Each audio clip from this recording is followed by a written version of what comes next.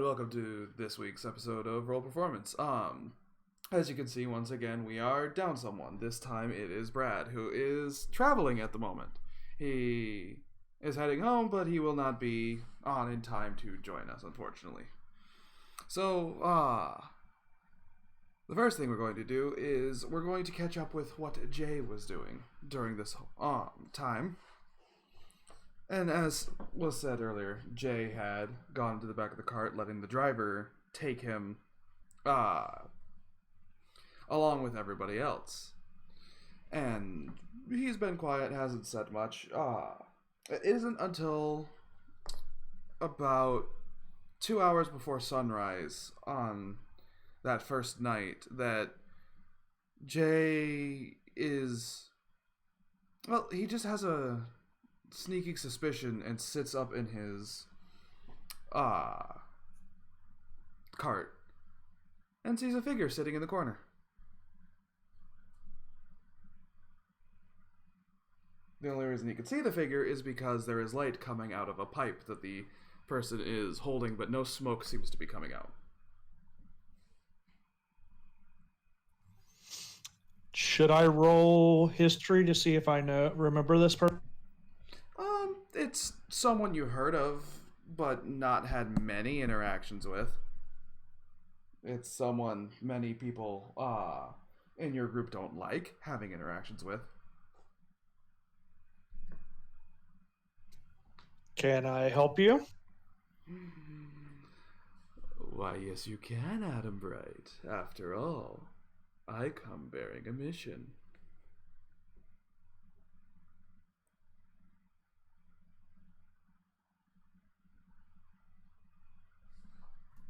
And the mission is?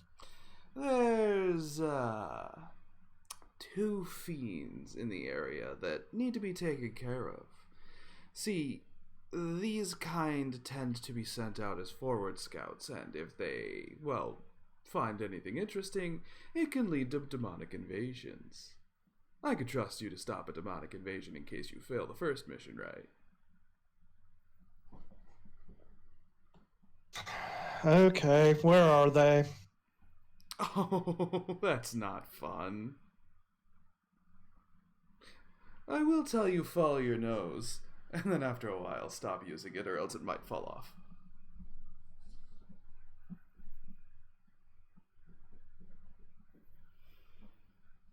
Although I will tell you, you should bring something that wards off insects and maybe small vermin.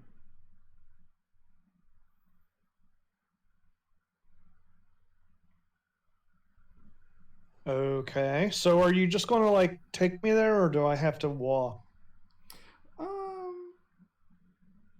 You have to walk. But if it makes you feel any better, I'll be right beside you, even when you can't see me.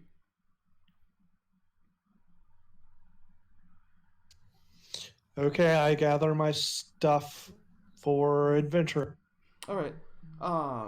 He watches you get ready. He offers very little in the way of commentary, as you do.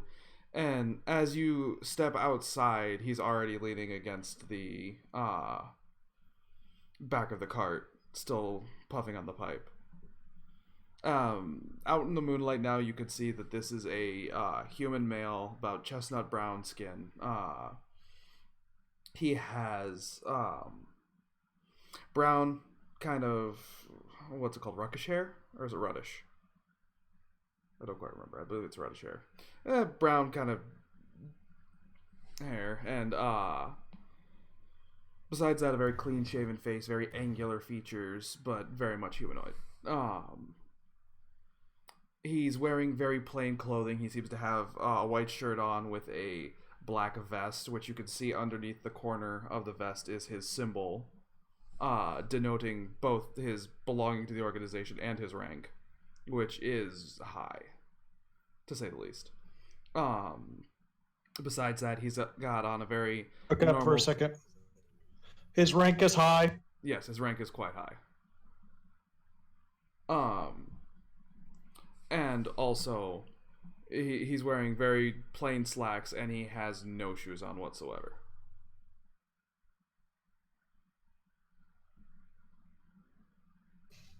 So, are you going to give me a hint, or do I kind of have to do this myself? Well, given what you can do, it's important to make sure that you are all around as good as you need to be. So we'll see how you do.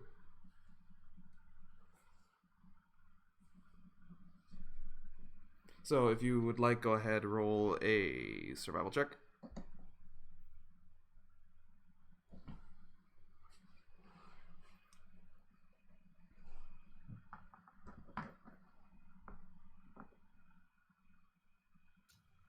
Five.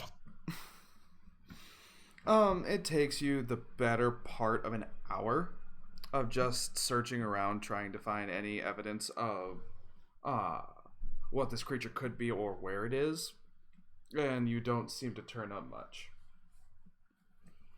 After about the hour mark passes, your watcher goes, "Oh, this is adorable. It's almost like I'm making someone that can't see in the dark search for something."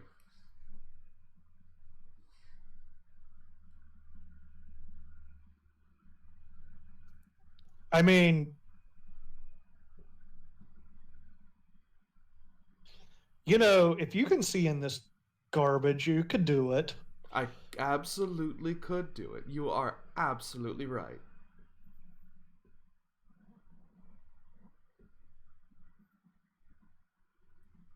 While he looks away, I transform into looking just like that motherfucker. He turns, he looks to you, and he just smiles, and he just goes, "Ah, interesting. But tell me, does that come with everything I can do?" I would assume not, because apparently you can see in the dark, you jack. Oh, I can do a hell of a lot more than that.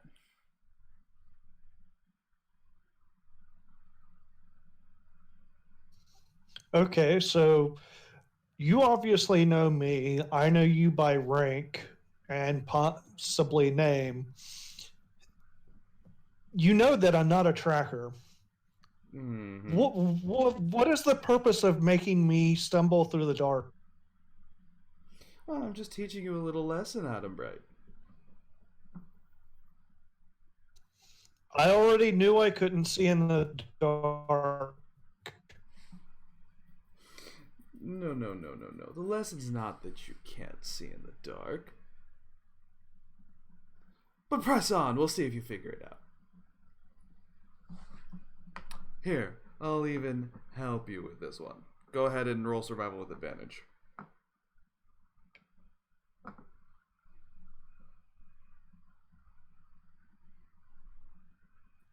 $17. Okay. He points out a what seems to be a trail of half-eaten carcasses. Like, there are squirrels that just have their entire front half bitten off and have been discarded. There's berry bushes and other sources of fruits that have been just completely mauled, left to withered stalks and bramble. And then there are large tracks. There seem to be two sets of these tracks. Are they both going in the same direction? Yes. Can I roll something to try to figure out what type of tracks they... Go ahead and roll an investigation.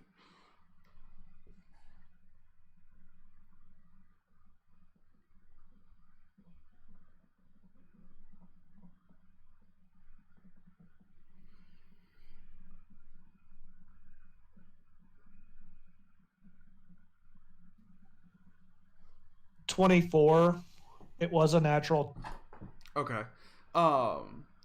These creatures aren't much bigger than you, but at least height-wise, but they have a very lumbering gait.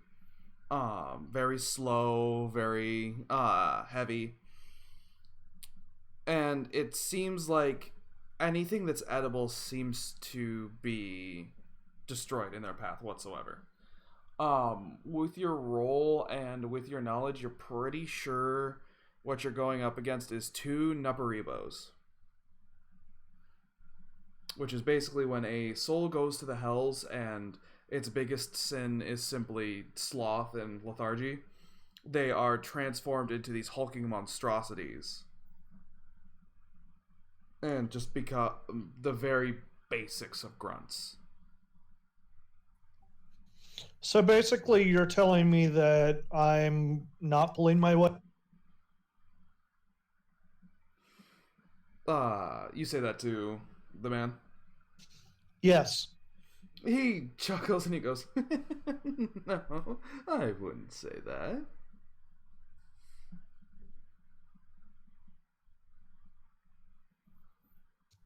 I'll continue onward. And he follows along. It takes you about 15 minutes following the trail, and you hear just a very low buzzing first. And then a scent hits your nose, which is just disgusting. It's the smell of rotting food and flesh, of gangrenous skin, just putrid, disgusting rot. As you hear these 2 creatures munching away on something. The sunlight is starting to rise now, and you can make out their forms and their outlines. And they are just disgusting mountains of flesh. Different rolls of fat protruding at different areas. Their eyes seem to just be cavernous holes that have been stitched over. Their ears gone, just a mouth. And they are constantly trying to stuff their mouth as these swarms of flies just encircle them.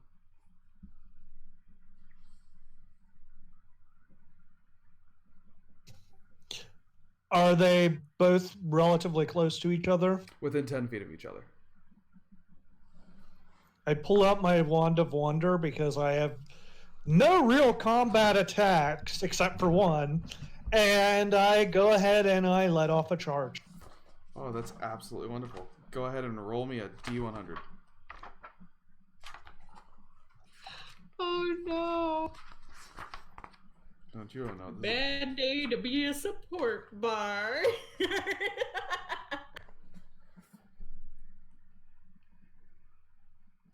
We're on the other end of it, as we've known in another campaign.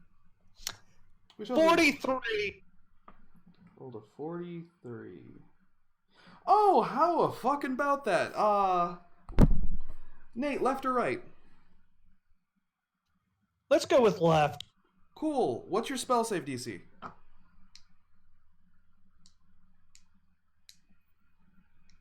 The Wand of Wonder is 15. Okay. It's separate from mine. Doesn't make it. Cool. As you take this wand, the lights start to glow and flash, lighting you up but not catching the attention of the creatures. You hear a low hum under the buzz of the flies that are around. Go ahead and roll 8d6 for me. Oh, what is it? I think I know what it is. I want to know. There's no way in hell you're not killing this thing, I but know what it is. let's hear the overkill. The total is 34. Okay. You hold the wand steady. It does kind of try to jump out of your hands, but you keep it locked onto this creature, and with a peeling white light and a crack, you let loose a lightning bolt from the tip of the wand into the tree behind the creature. As the bolt dissipates, there is just a smoldering hole. You hear as the large mass collides with the ground, and the creature just falls in a heap. It is dead. It is beyond dead. All right. Go ahead and roll initiative for the one that's left.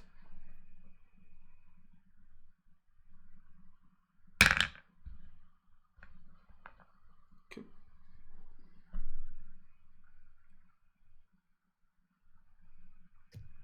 See, Nate used that smarter than I did. I used it for tomfoolery. The Wand of Didn't I Wonders kill is something?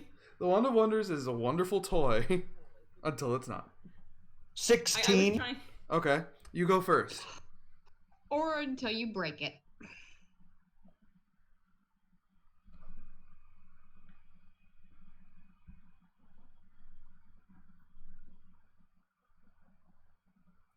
I'm going to cast Dissonant Whispers on the remaining one. Okay, what kind of save is that? And what's the DC?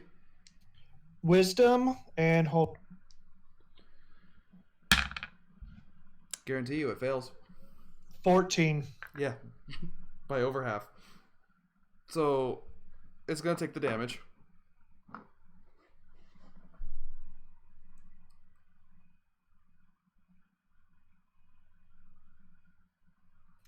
You got 1, 5, and 5. That makes 11. 11 total damage, and it is now frightened. Thanks, Siri. Okay. You see blood come out of this thing's eye caverns, and it just goes reels back away from you about 20 feet. So we'll say this thing is 50 feet away from you now. And the way this creature is acting, it does not seem like it's doing well. Let's see, it's frightened of you. Does it get to retry the save at the end of its turn? Okay, on its turn, the creature, on the failed save, the creature takes 3d6 psychic damage and must immediately use its reaction, if available, to move as far as its speed allows away from you. So it can come back now. Okay. Well, it's gonna come back to you. It's not gonna quite reach you, but it will put you in noticeable range of its vermin cloud. I need you to make a con save.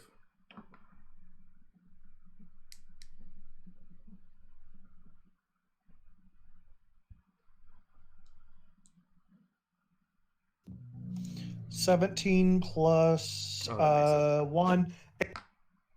That makes it. So, as it comes back, you see the swarm now actually pays attention to you and flies in towards you, but you swat them away. They don't manage to actually do any damage.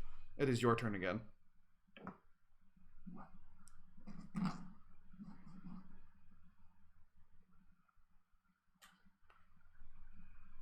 How far away is he?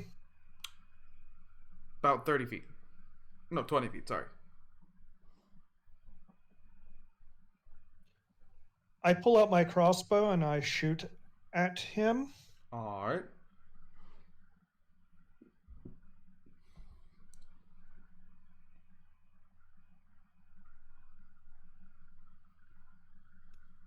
$18. 18 definitely hits. Go ahead and roll damage.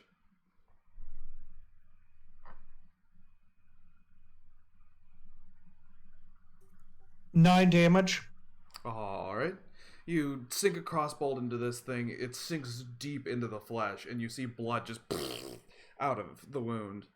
And it lets out And- another. For my movement, I want to move 30 foot away. Okay. So that puts 50 feet between you. Alright. Anything else? That's what I can do. Alright, it will move towards you 20 feet, which puts it 30 feet away from you. And the swarm doesn't seem to be willing to leave that far away to come after you. So it is your turn again. Actually, I can use this action. I'm going to have it use the action to dash. Real quick. And then, so it's 10 feet away from you. So, you're going to start your turn in the swarm. Sorry, I just remembered I could do that. So, make me a con save real quick, and then you can take your turn. 13. Yep, you made it, so you're fine. Okay, I'm going to cast Mockery, and in Abyssal, I'm going to call it a Worthless Slob.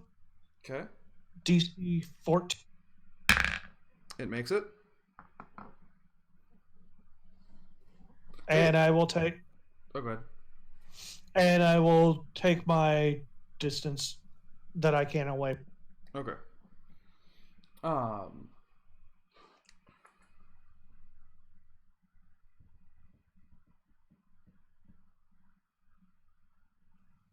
While pulling my rapier. Okay. Well, wait. You did your action, so are you gonna pull out the rapier on the next turn, or is it just a hand crossbow? It's a hand crossbow, so Okay, yeah, I'll allow you it's- to, because you do have the hand free to do it. All right. It will use its turn. It's going to do the same thing. It doesn't seem to be a very smart predator, so it's just gonna dash at you again and put you in range of its swarm. So go ahead and make a con save. 4. Yeah, this time you don't make it, and the insects manage to get to your skin and start stinging and biting for 7 damage. And it is your turn.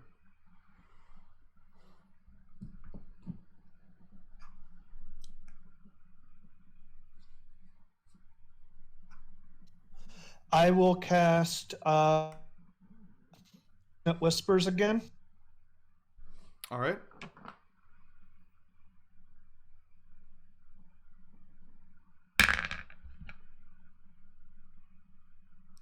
$15 makes your DC, right? Yes, but he still takes half. Okay.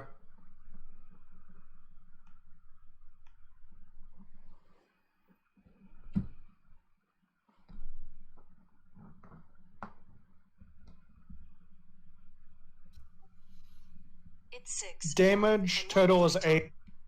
Is 8? Okay. How do you want to do this?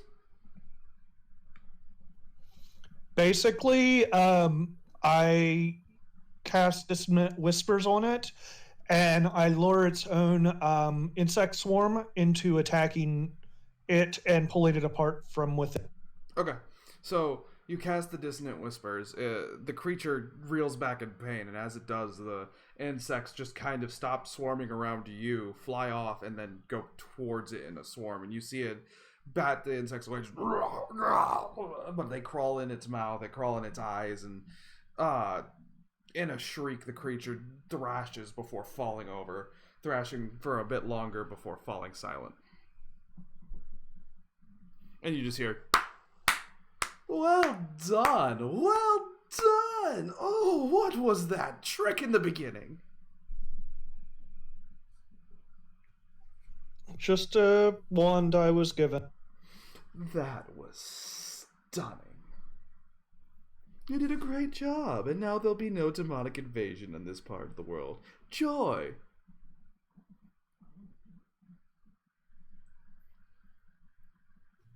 Is that all you needed me for? Can I go back to bed now? Because I'm kind of hurt, so. Well, have you thought about what the lesson could be yet? That I'm supposed to do my damn job? No. You wouldn't be here if that lesson hadn't been beaten into your skull.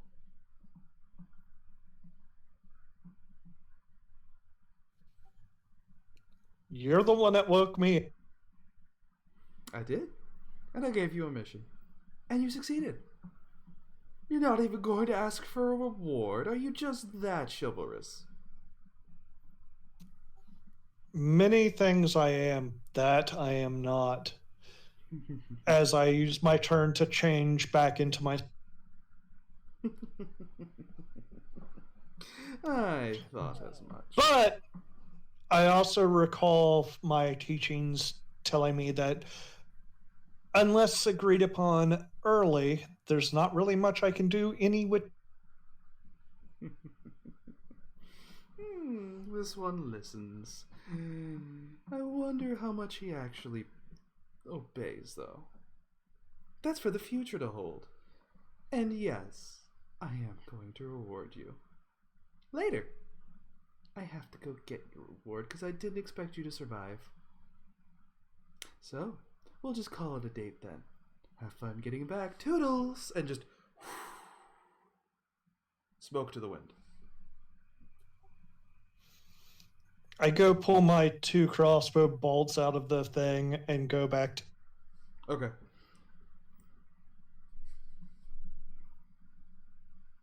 All right, so it takes you about 30 minutes to get back to the cart, and just as you climb in your cart, you resettle down and you rest. You get and just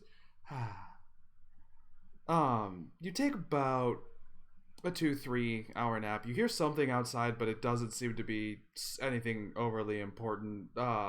Someone's yelling at Dante, and then it sounds like spells are being shot, but that's not your problem right now. And you wake up, and as you walk outside, Norik and Gario are a bit bloody. Arcus seems to be totally and completely fine. There are 3 heads set in the road, and a disembodied torso being dragged there by your fighter, and the rest of the body is sitting over in a bush. Subnote, technically only 2 heads are on top of Pike's, the other one exploded. Oh, Hey, 2 heads, that's right. Did I get a long rest? You got a long rest and a level. Hazen, can I ask a meta question? Sure. Because you can't see these questions. How many uses are out of the healing? For right now, 1. So I've used it because I got Norik up, and then Norik went and got Gario up, yeah. right? Yep. So I have nothing. The Woo! healing more kit has a backup few charges. healing. No, I'm just saying I don't have healing. Oh, the healing kit doesn't give any healing whatsoever. It's spare the dying for those who don't get spare the dying. You know what I mean. Mm-hmm. Ass.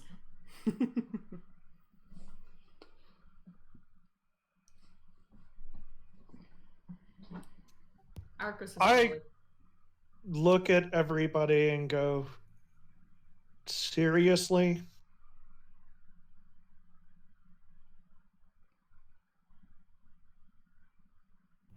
Seriously, what? I wasn't the one who fell asleep in the cat in the... whatever the thing is called. I come from a land of luxury. Of course I slang. Yes, and you leave the rest of us out here, including your driver, to deal with a bunch of lovely people. You're so gracious. Roll deception.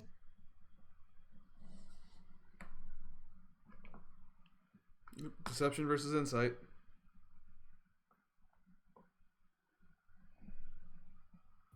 $11. 18. The cart driver was not fighting anyone.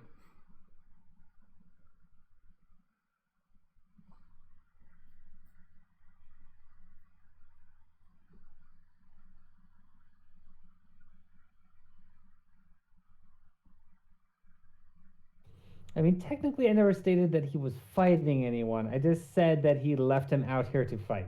Ah, okay.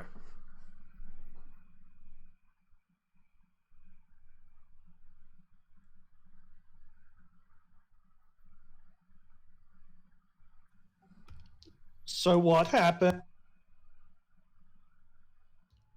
Well, you know, when people want to beat you up, you kind of self-defend. It happens. Cut that one in half. Pretty cool. Show off. Hey, at least I have something to show off.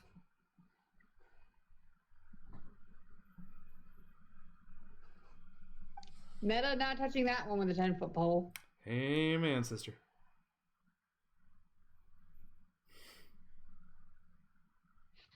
Nora could go up to Jay and take a look at him. It's like, oh, you made it at least. That's good.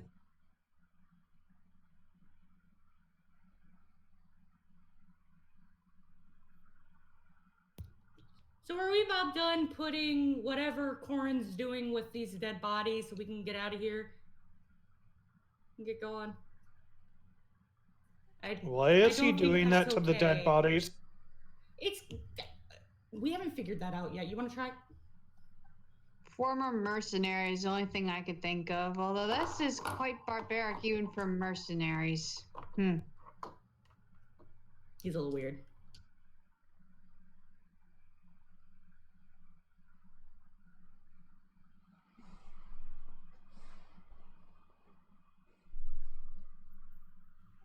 So, what would the party like to do? Have we actually picked up our camp and stuff yet, or was everything still down? You were putting away most of your stuff, Arcturus, by the time the attack happened, and I believe everybody was putting stuff away. So it was mostly packed. I'll get the rest of it, and I will ask Giza if she is hungry. Giza doesn't answer. I'm assuming that means no. No news is good news. I mean, it could be bad. Why is a talking weapon not talking to you ever a bad thing? Is the mouse still there? Yep. Did I piss you off? No response. Is it because I threw you? Like holding a cold, unthinking weapon in your hand. Okay, you don't gotta make yourself colder. You're already cold as shit. I won't throw you again. I promise. One time. Above table. Those Can we other times actually for hear her everybody else. talking? Did Arcus just go off to a small corner to talk about this, or is Arcus just doing this? I'm already away from them anyway because Okay.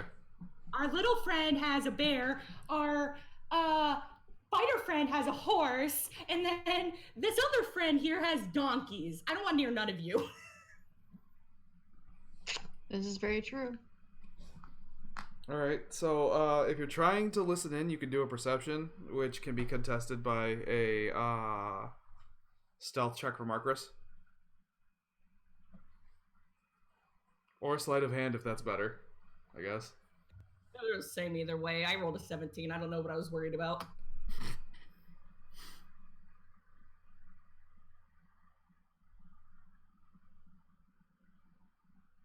I mean, I'm not exactly trying to hear it either.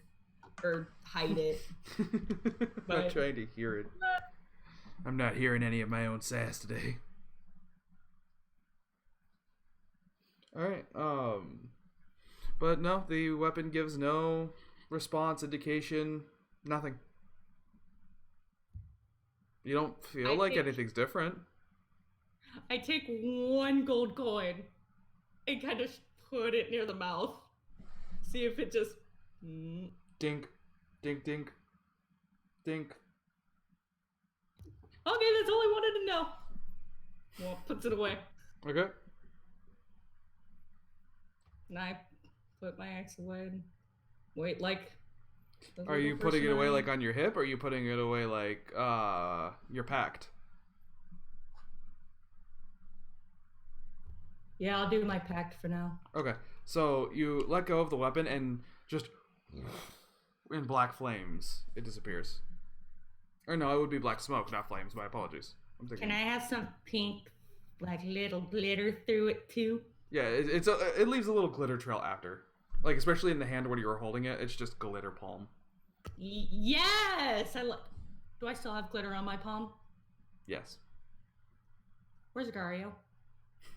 within glittering distance. You will I'm sure. die a slow, painful death So for painful, making me sparkly. shimmery death. Says the death Above one with the, table. like, So I have a nat 20 stealth to Gario. Or not, excuse me, dirty 20. not Okay, nat. Stealth. Gario, roll me a perception check. And then... The hell this is happening. You fucked with me first. 21.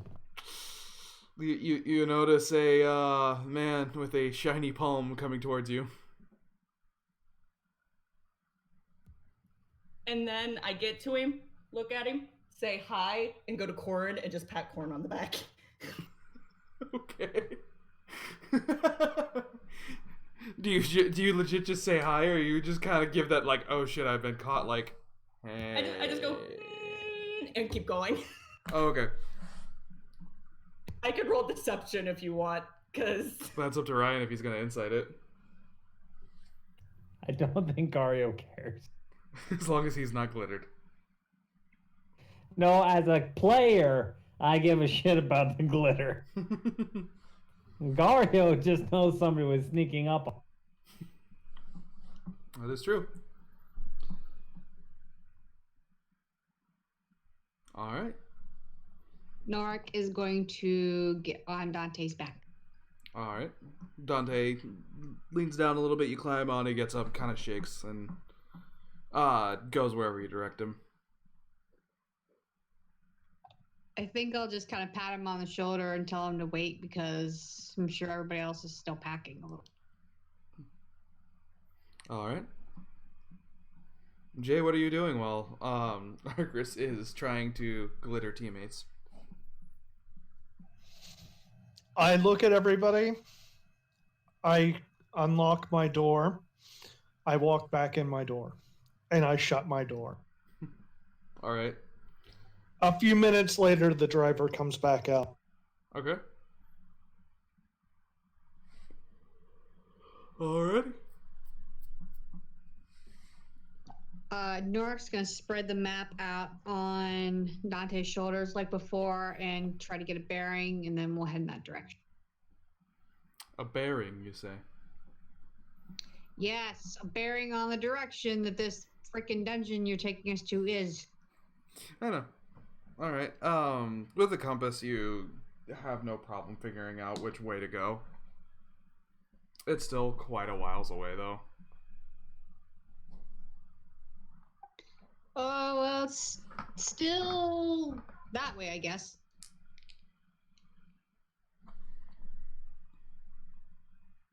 And he'll just start, having Dante walk off in that direction. It's like, come on, this way, I think. Alright.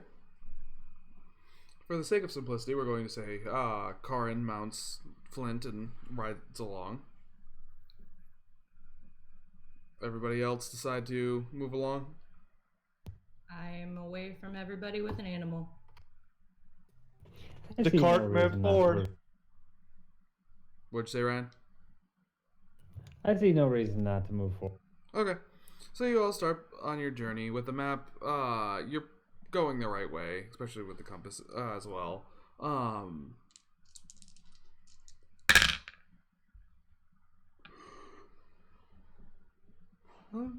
As you're going through, the land is slowly starting to gain more and more vegetation. Grass is starting to become a constant and is shifting from a yellow to a somewhat greenish, mostly still yellow. Trees are popping up. Water is definitely becoming more available. You see a watering hole every once in a while. One creature you see at one of these particular watering holes is interesting. You see a unicorn. And it seems to be mingling in with the other creatures.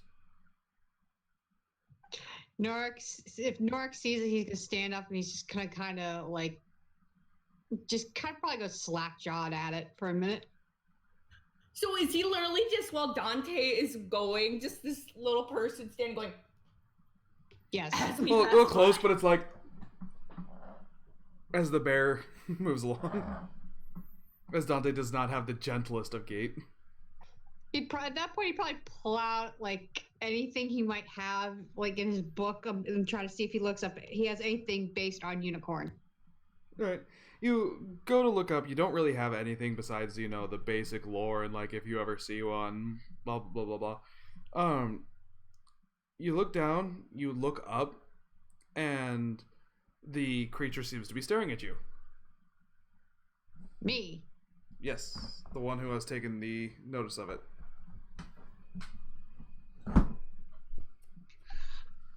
I'm gonna. Oh boy, what am I? I'm gonna look at it, give it the biggest smile I can, and do just kind of like a mini bow in place.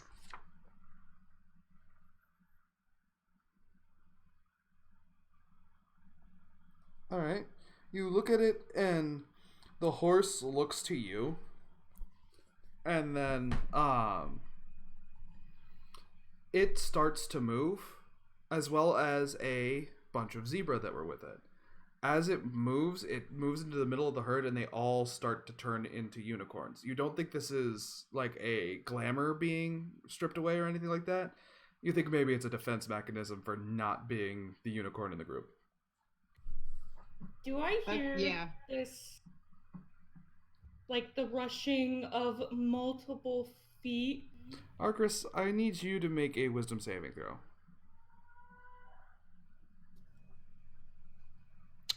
The driver looks over at it and goes, 18. Okay, you don't manage to fall into a flashback or feel any intense fear gripping you, but there is still fear as you hear a stampede go on. Well, at least you hear what sounds like a stampede as hooves thunder across away from you guys. I will start to clutch my left side and just go down. Like non-staring blank, just not. Just kind of bending at the knees, like knees to your chest. Yeah. Okay. Arcris stops in the middle of the road. Just holding himself. And he's mumbling to Arcris? himself.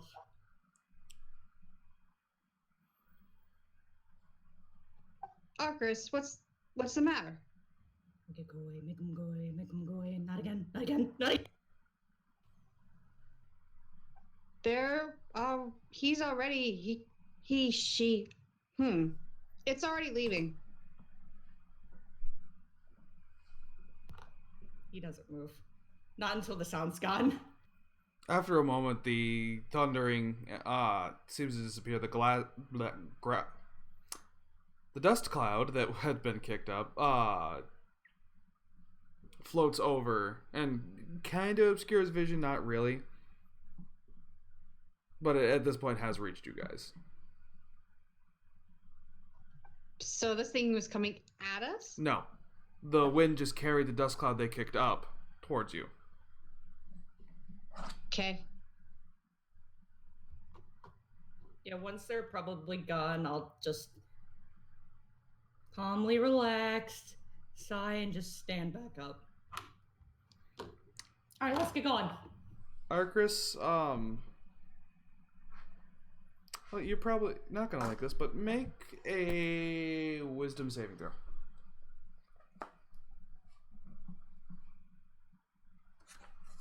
$15. Okay. You unfortunately don't make it. As the dust floats around you, it begins to sparkle, Arcris, and shine in a array of wonderful, very nice colors. You feel the fear start to melt away from you. And you start to feel calm and at peace as the unicorn casts calm emotions as it leaves. What happened? Yeah. Why'd we stop? I think say Dorcas kind of looks down at Arcris. He's got his head tilted. It's like nothing really. Just the dust was going to obscure visibility. Didn't think it was worth bumping into each other. Ah, makes sense. And I just walked away. Okay. I have to look that up real quick to see how long this lasts before you can panic again. I might have it.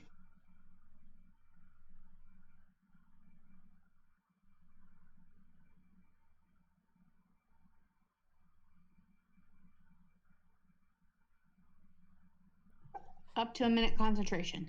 Okay, so you're gonna be okay for about a minute. The small caravan starts to move again, and that minute goes up. Like say this whole time, like say Dorc's just kind of like just doing kind of like that happy bounce in his seat, like but trying not to say anything because he knows if he tries to say something, Arcus is probably gonna freak out. Maybe he's got his journal out. He's like furiously scribbling what he just saw.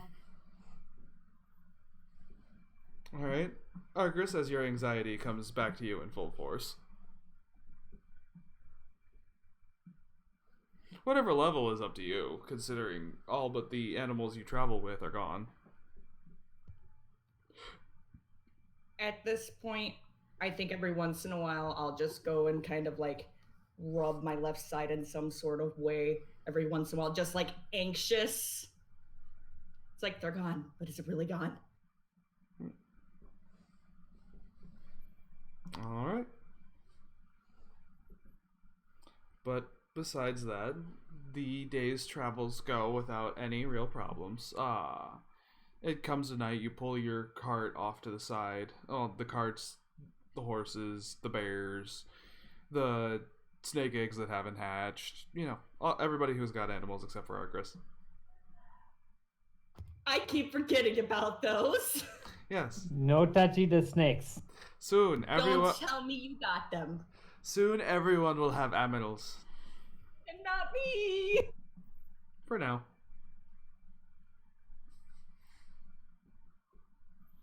Alright, so who wants to take watches? I set up my 10. Damn, we can't have Nork do anything, can we? Not Nork The- or Set the bear on watch. The driver offers to take the first watch. Alright. I I guess don't I know will. if Nork would even think about sleeping. He says, I probably should stand watch. I don't know where I just got all this energy from. I must write this down. And so he's kind of like just mumbling to himself. Warren and Garia usually has it. That's why I never offer. Nork will offer to stand first watch with the driver. Okay. I guess Gario will be taking second and third. Alright. So, Or we could just do 2 shifts. that is true. But that would require Gario to trance now. Is that what's going on? I mean, I don't Thanks. see why not. It's up to him. Sure, why not? Night night. Alright. So Gario goes off to do his trance. Argus is allowed to go and sleep in their tent. Leaving the driver and Norik to do the watch. Go ahead. You can either both roll perception or choose one to have advantage. What you thinking, Nate? The driver will help. Okay. Okay.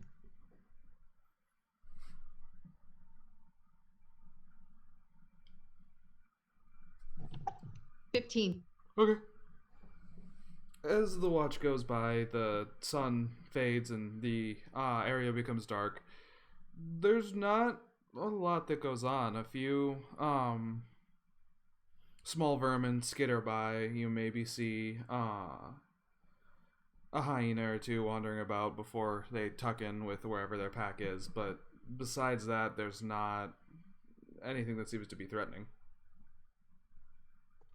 Nork feels with Dante sitting next to him that he's not too worried about much at this point. And he just saw something that is supposedly of mystical quality acknowledge him and then run off, but he's still flabbergasted by the whole exchange. Okay. Alright, and with that, Gario, your trance will come to an end. Yeah. Nork will walk up to him. It's like, it's been uneventful, thankfully. I mean, a few expected vermin and critters running around, and a few, I don't remember what they call those laughing dogs, but a few of those walking about, but they seem to have gone. The driver unlocks the door and shuts it behind him, locking. Okay. I just kind of stand up and wonder why he is talking to me and go take watch. Alright. Nork will go bed down next to Dante. All right. So, Gario, go ahead and roll me perception for the night.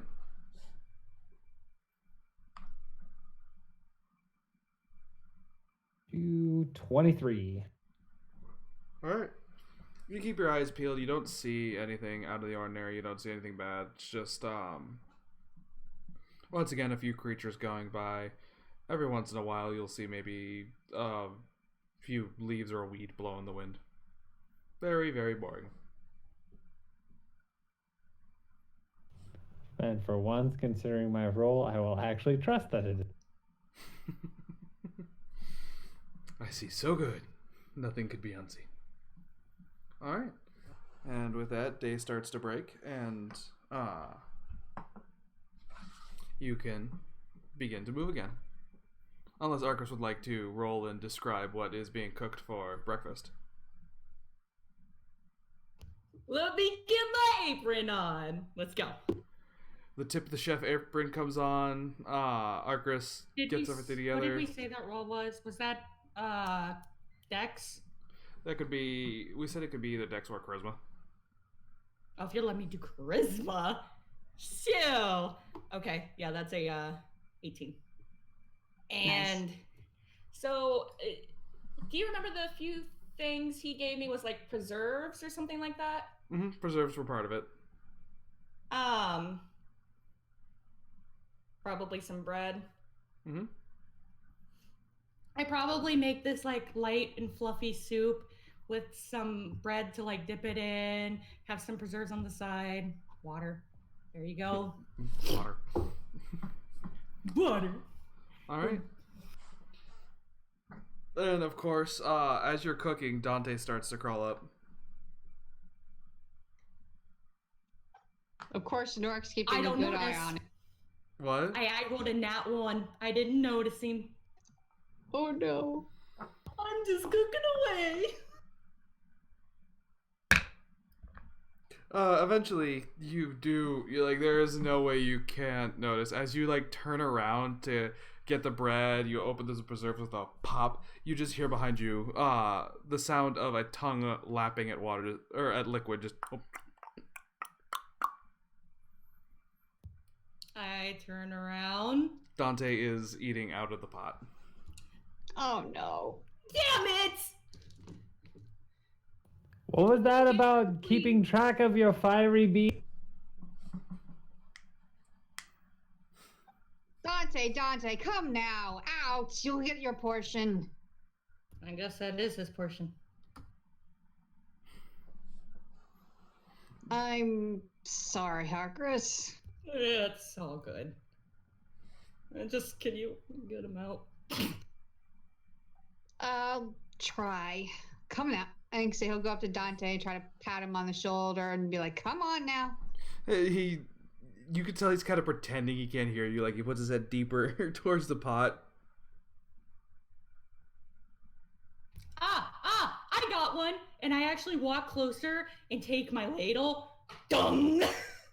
I was gonna say I was just gonna have to do that with the Are you aiming for the head? Are you aiming for like a fleshy part like his haunch? What? No, like whatever's gonna make the loudest ring from the pot. Oh, you're gonna hit the pot. Okay. I thought you were Oh, no, gonna... I'm hitting the pot. Okay, I thought you were smacking him in the butt. Okay. So you take I the don't thing. want to touch it. I don't want to touch spiders. I kill them. You take the ladle and you go up to the pot full of soup and you just, and it doesn't make a lot of sound because it's full, but it's enough to spook the Volcana, which allows Nork to get in the middle.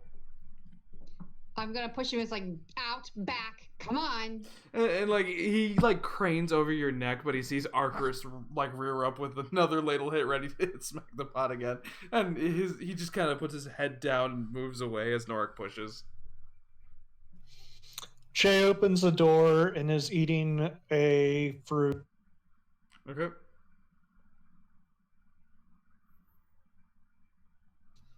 So, Dante's up to his tricks, huh?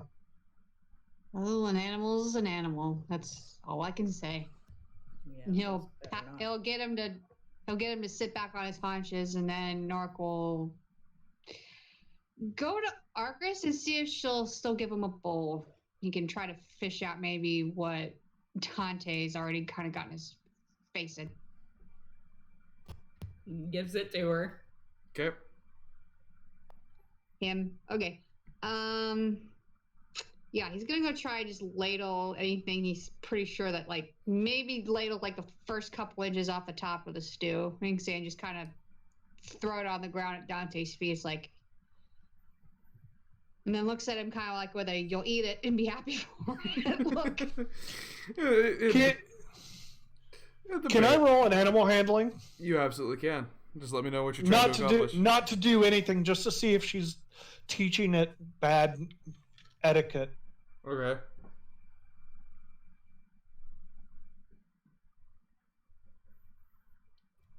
$12.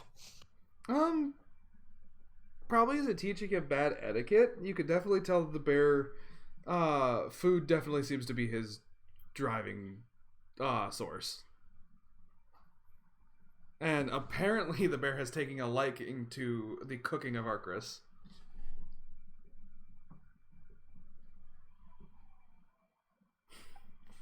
Which Arcris is super thrilled about.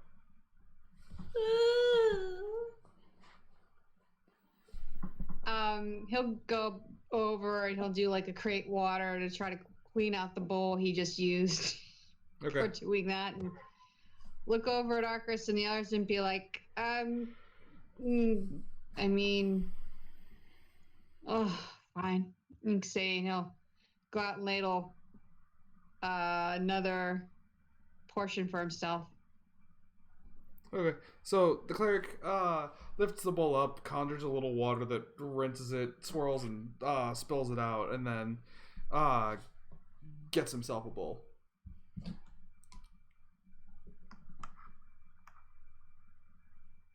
Do I happen to notice like any leftover panda hairs in it or something? Every like once in a while you get either a black or a almost hard to see bright red hair. Is Norik cleaning the pot? Norik took the first layer of soup off and then took a bowl of soup to see if it's still potable. Or no, that's for water. That's still edible. I have a question. Can I use prestidigitation to only get rid of the panda hairs, any slobber like that, but leave the soup in? You wouldn't be able to. It would be considered cleaning the pot, which would get rid of the soup. That's why I wanted to ask. You can use prestidigitation to flavor the soup, so it tastes good no matter what. Or it tastes bad depending on who you give it to. I'm going to eat my ration. I eat my food and start cleaning my plates and putting my stuff away. Do you allow Dante to clean the pot this time? Dante can clean the pot again, and he can eat the 2 unused bowls. Dante, So even extra food. Dante absolutely will if Norik lets him. I think, honestly, Norik would not want him to do that this time. Kind of like as a reinforcement of, no, you don't do that unless you're offered it. As soon as she Yes, he says was that, I offered press the that last time. digitation. Okay, so Dante just looks to you, just like he's pouting. He's not happy about this, and he sees the magic whisk away the soup inside the bowl, and as it's like being lifted out of the bowl and start to disappear, you can see him lull his tongue out trying to get some, but it's too late. Yep. And his tongue just kind of out, and he just... If he's actually going toward the pot, Norik's going to tell him to get back again. He doesn't go towards the pot. However, he does seem to be very upset that his only breakfast was what he was able to steal and then the top layer of the soup. Norik will go up to him, pat him on the shoulder, and just kind of like with Not unkindly, but give him a look and be like, hopefully you've learned this time. You While just gotta- that's going on, Go ahead. while that's going on, Jay will brush his donkeys and what. Okay. So you take care of your animals while Norik is disciplining his. Gario still quite haven't hatched yet, but they're getting close. And Arcris's Yeah. pet that Arcris is going to super love will come one day. I don't want it. Can my snakes just snuggle you up to her? I'll give you a pet so cool that Angie's just like, yes, I have to have this, but Arcris is just like, no! Oh no, believe me, like I love Dante. Every part of me as the player loves Dante. But then it's Arcus and it's like, Arcus, why do you gotta be a bitch? Why won't you let me go in the panda? Alright, so being disciplined and going without most of his breakfast, Dante just kind of follows along with Norik, ready to set out for the day. Jay gets his donkeys, in good condition, making sure that they're completely and totally ready. And Gario and Arcris don't have mounts, so they don't have to worry about getting it ready as they get their stuff together.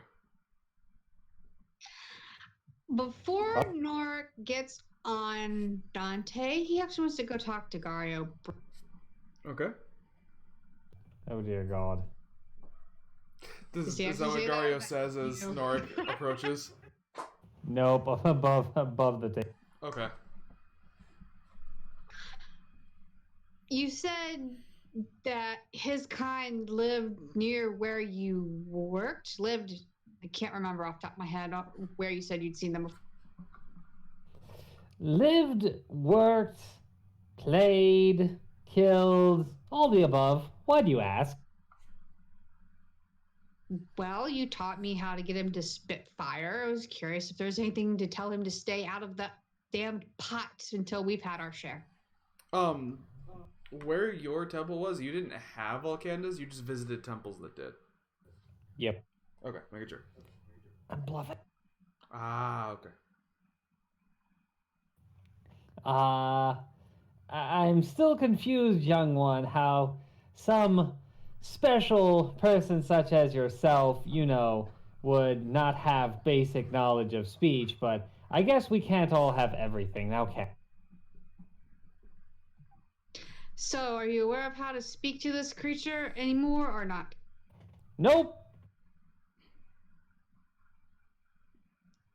I guess I'm Nope. puzzled in how you knew about the word to get it to do that then. And say he'll just shrug and turn and walk back toward Don. Wait. What was the word you were saying? He'll turn and look back toward Gario and just kind of give him like a half smirk. I'm like, I'm aware of what you're attempting to do here, I think. No sense in getting everybody else hurt yet. And he'll keep. Damn. What? What? Yet? I noticed that too. Okay, just making sure it wasn't me. I was like, huh. He's a healer. He knows everybody gets hurt eventually. Just as a cleric to a death god, he also knows that everybody eventually dies. So it's to him, it's just like, okay, people get hurt, people die. This is part of life. I just imagine Norik now sees people in two categories. You're either alive or you're dead. I can only help one of you. Yep.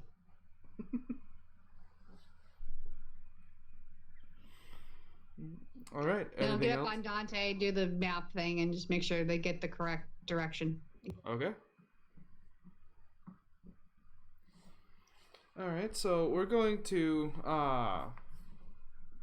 do a little travel montage. I'm going to roll to see if anything should be to happen. I need perception checks for let's see. The one who would be looking out for this would probably be Everybody but Jay, because Jay wasn't told about this. Okay. Oh shit, that's right. I mean, I'm I feeling rolled pretty good 4. with a 26. Oh, you see it. I Nat rolled 20. a 4.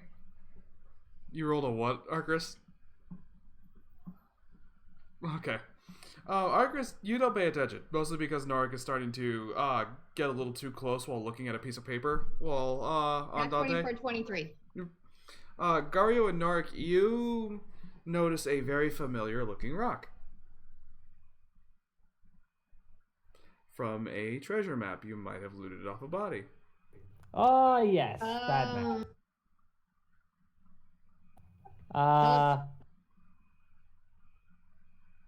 I can't remember what the map said. I'm not gonna lie. I wrote it down, but I can't.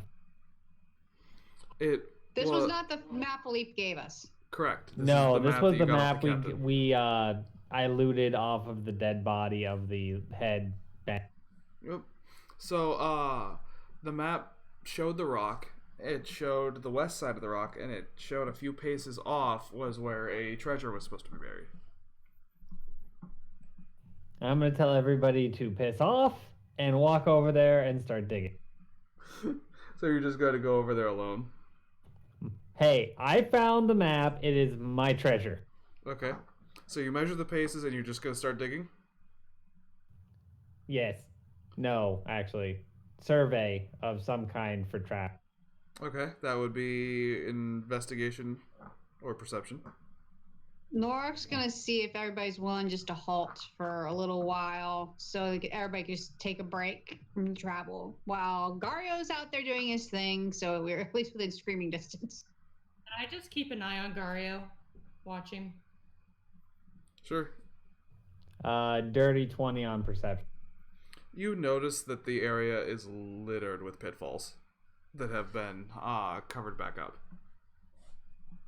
So I can obviously see all of them then, well, assumably. You see quite a few. It makes you kind of wonder if you're seeing them all. I'm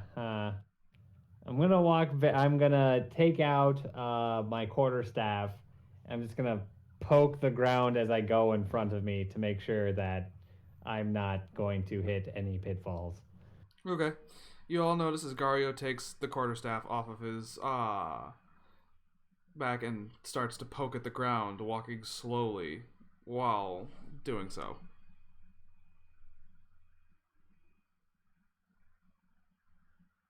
You know, it'd be a lot easier if he had magic. Or ask for some advice if he's doing what I think he's doing. He's not very good at it. Well, it's not as if there's a lot of things out here that could hurt him yet. Well, That's I not what guess I'm we did talking find about. that. I guess there's that. I guess considering we did find that on the captain. Over the table, I don't think he told any of us about it because I had no idea. Oh, that's right. Norik would So be no, the only Norik- person who knew about it because she wanted to see the map before we quit last campaign. Or That's last. right. So Norik does know. Norik knows what's going on. I was not sure. Okay. Sorry, I He'll did. still say that the map was got off the captain, It was. but now Akris knows. I was gonna Jay say, looks that they did not around. hide. Jay looks around and is like, "Why are we stopped here?" There could be something useful over there. We managed to find a map on the bandit captain that accosted us. Who was that? About a couple nights now ago.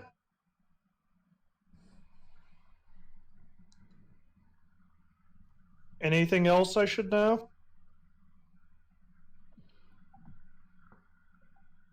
And say, Norik will look over at Akris and then look back up at Jay. It's like, we can say then he actually physically put his tongue between his teeth and bite down on it. God fucking damn it. Okay.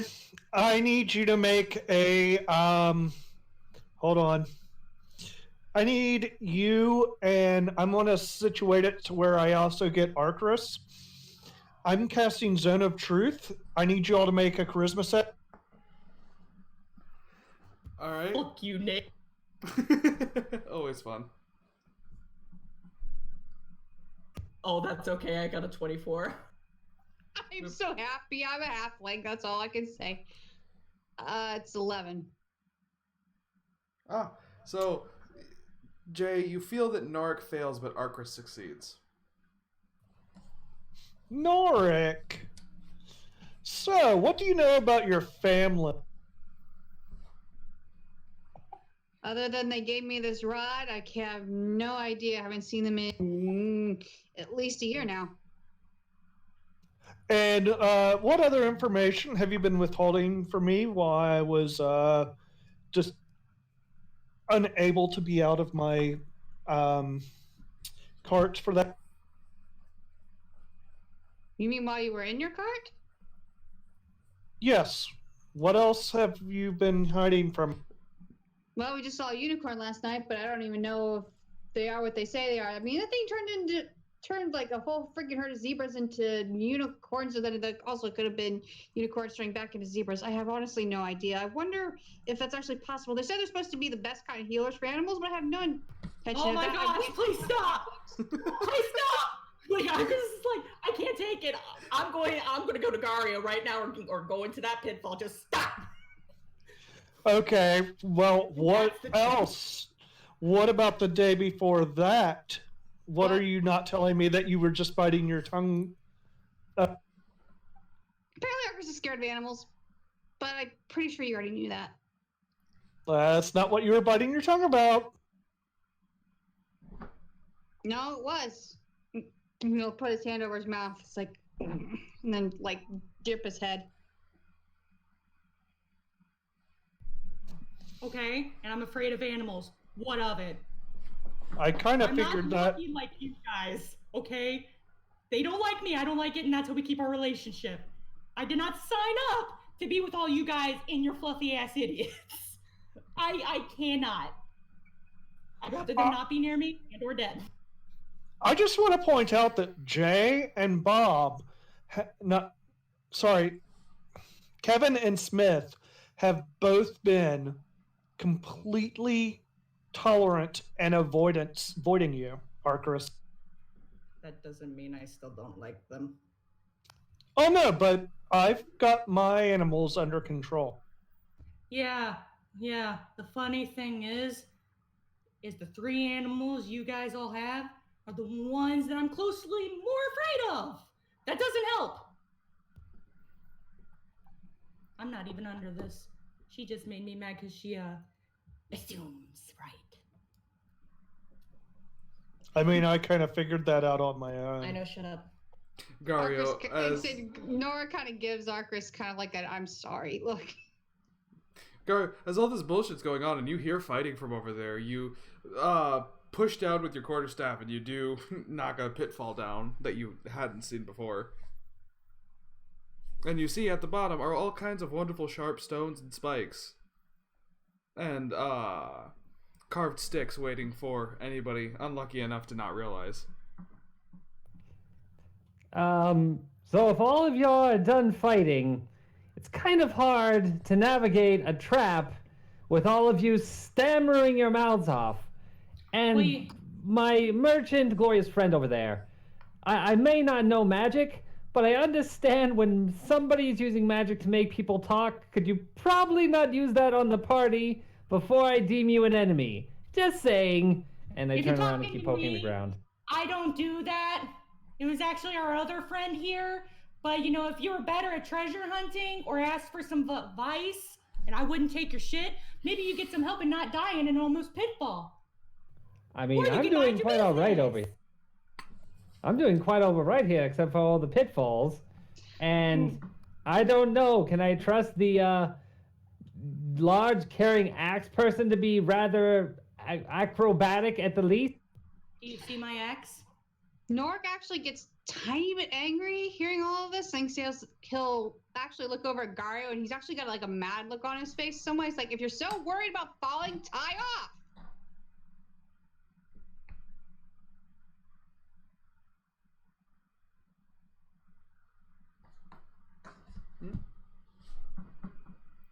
Gario, do you continue to fight, or are you going to press forward through the pitfalls? Oh, I'm still pressing forward. It's more like I'm pressing forward while simultaneously yelling backward.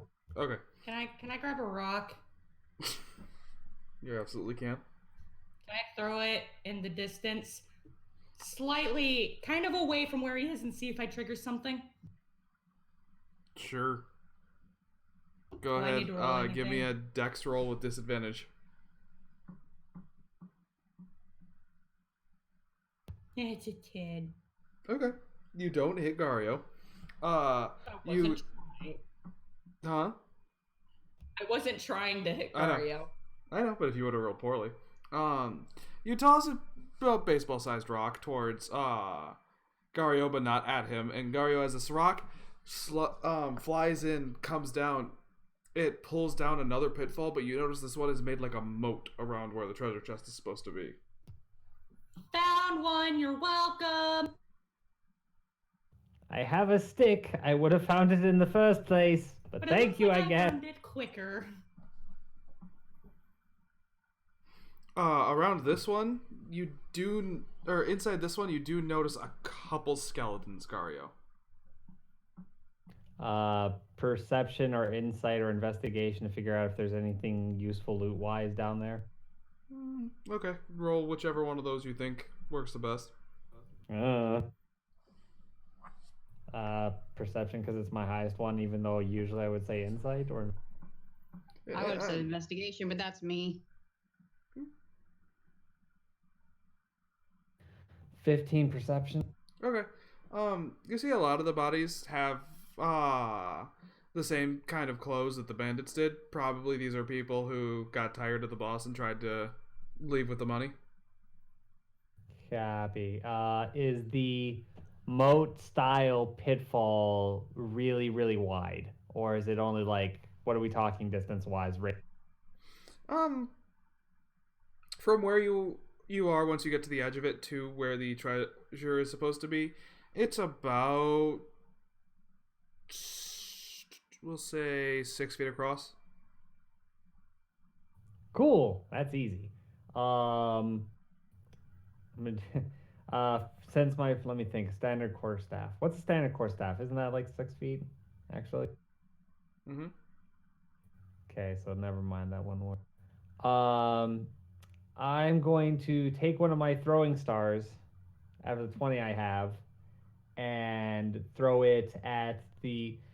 Now, wait, second question before I do that. Is there a lot of space around the treasure chest? Or is there like a very small, minute, well, not treasure chest, wherever it's supposed to be, or is it like a wide piece of ground?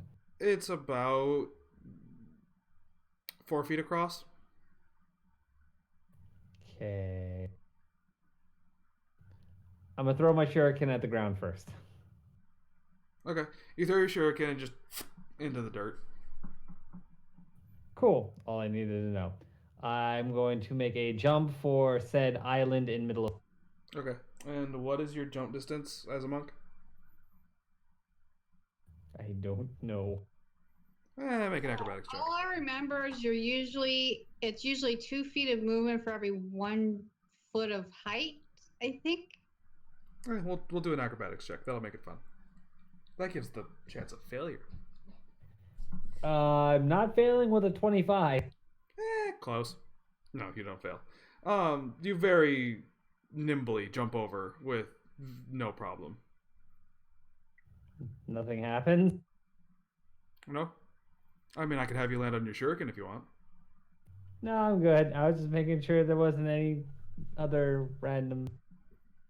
Not at the moment. I was a little worried.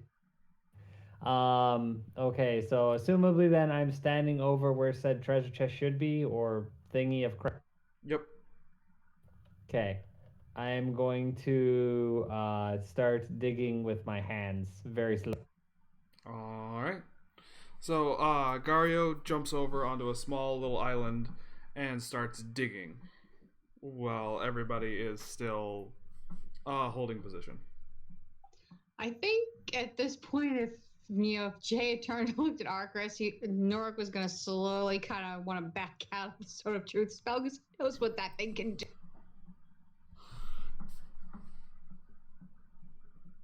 Okay, so Norik exits the zone.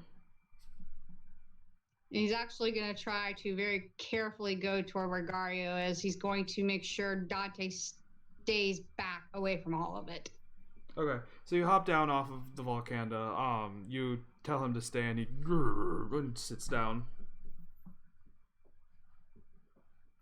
And you get to. He'll give him a quick pat. He'll give him a quick pat on the shoulder. It's like, no sense if you get hurt too.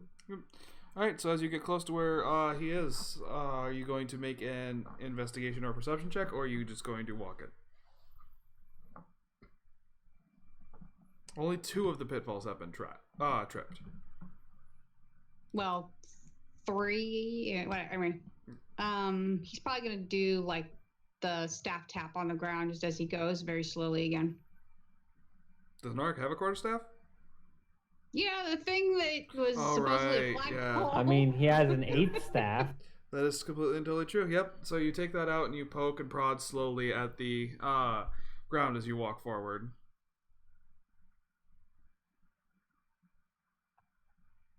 You can say he'll actually try to keep a small eye on Gario as he. You can say he'll like look up to make sure like he's keeping Gario in sight while he's doing this too. Okay. Actually, I wonder if he would actually be able to tell where Gario had placed his feet. Maybe if he could follow in Gario's tracks, but You could try a survival check.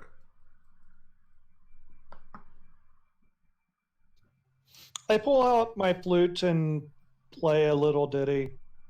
Okay. All right, Gario, as you hand dig and as Norik gets closer, you start to hit dirt that has been disturbed. It's not tightly packed. Someone tried to stomp on it, but this has obviously been a place that's been dug up and refilled again and again. Okay.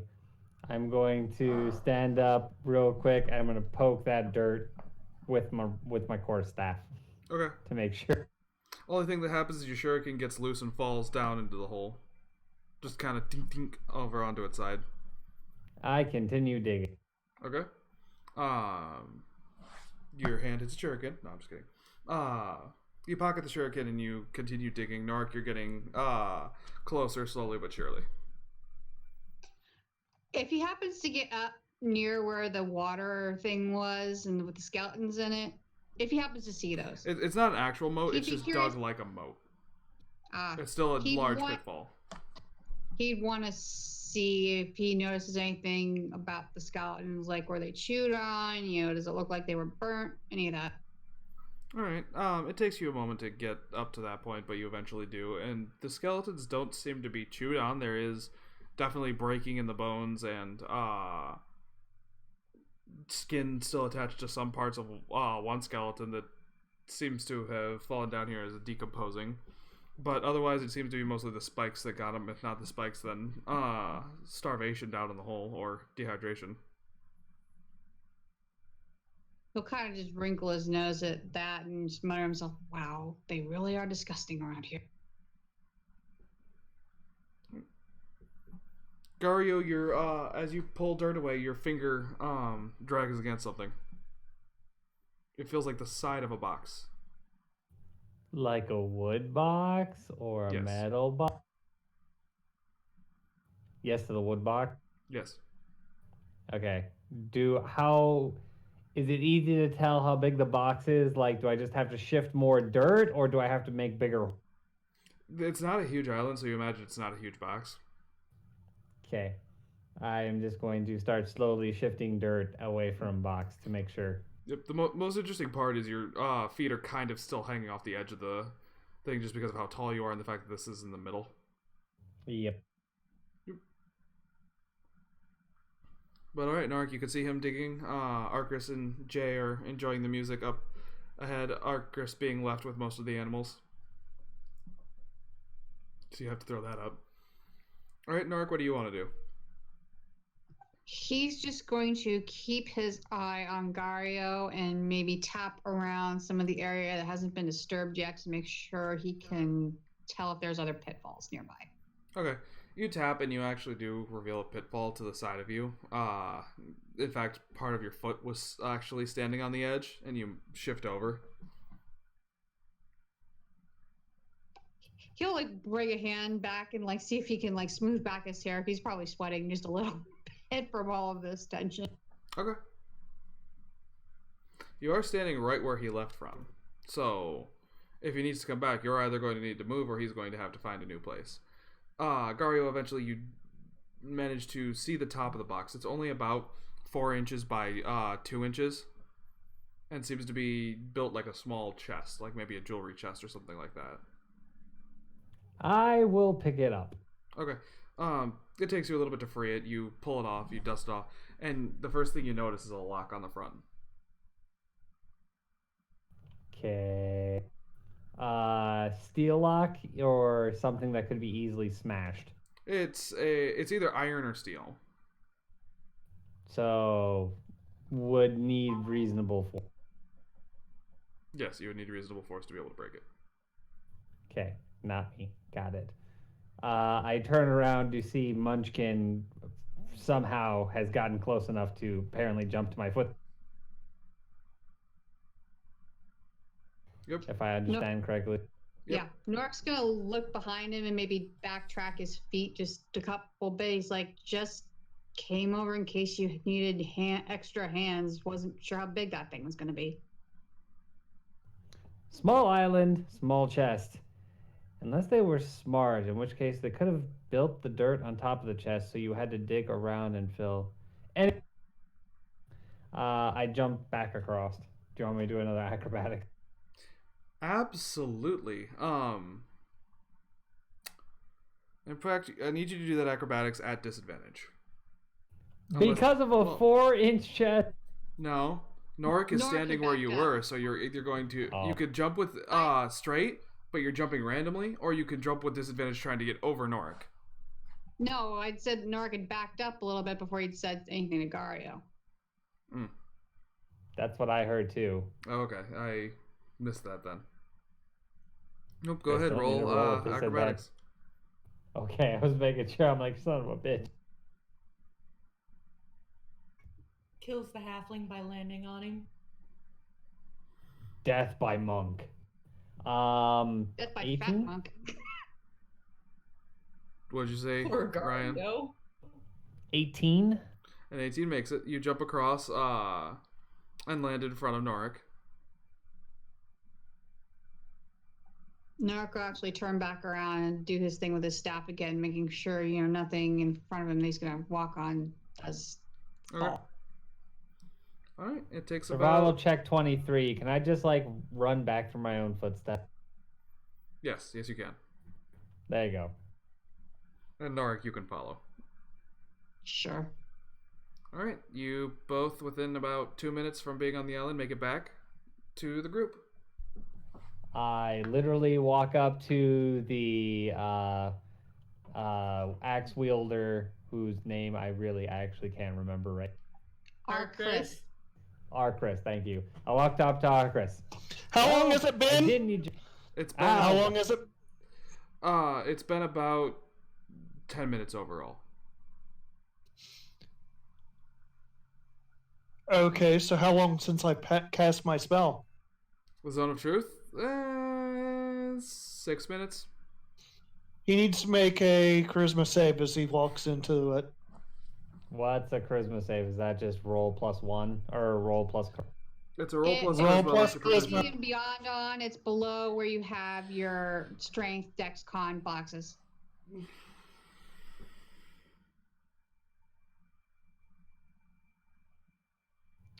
Five? Does not make it. Ooh. Gario, you are compelled to tell the truth if you do speak. Now, question. You Is are that a allowed. charm effect? I have to look that up. Because if it's a charm effect, screw you, I'm an elf.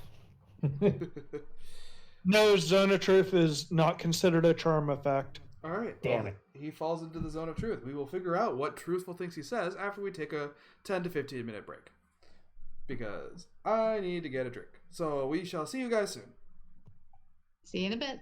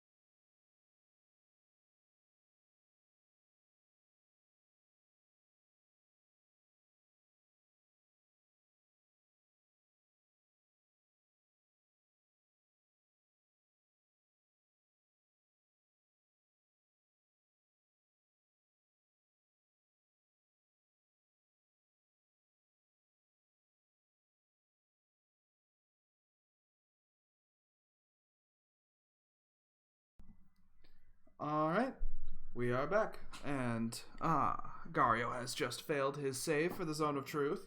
And we shall see what Jay decides to make of that.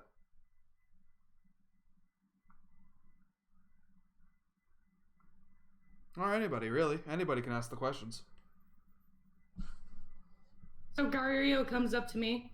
Yes. Yeah, I come up to you bearing small chest. So I found the chest in the hole, and it has a lock, and I don't know how to open the lock. I've got a lockpick set, but I'm not dumb, and you're the person who knows how to handle this crap, so here you go. You know I can't pick locks either, and I'm probably just gonna smash this thing open, right? I take the box back from her. Okay. I'm gonna try and lockpick the box. Alright. I do have thieves' not a tools. Does that rogue. include lockpick? Yes, Thieves' Tools is lockpicking. Do you have proficiency with Thieves' Tools? Yes. Okay, so you'll do Dex plus proficiency plus no, it's just you roll Dex plus proficiency. Never mind. So like if you're proficient with sleight of hand, it would be that, or with stealth. Copy. So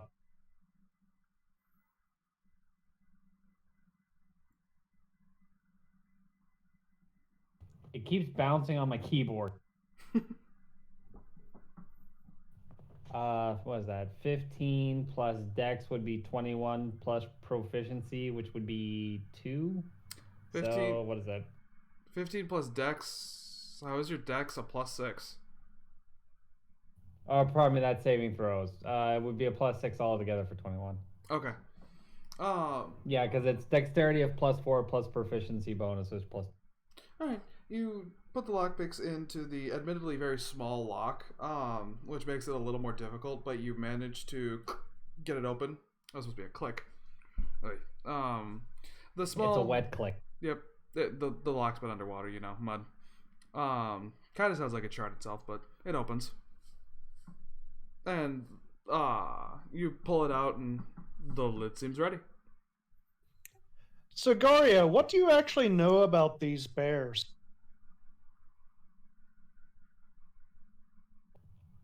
That they're not bears and they're pandas. What else do you know about them? They come from the high temples.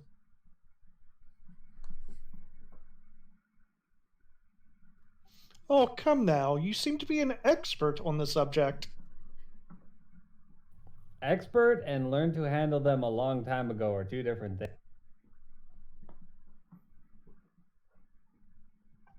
Whether I'm saying the Nork maybe kind of snaps into like, oh, that's right, this spell. And then looks over at Garios like, what other words do you know to teach? I don't remember any of them right now. You can't lie. I'm not lying. I only know one word off the top of my head.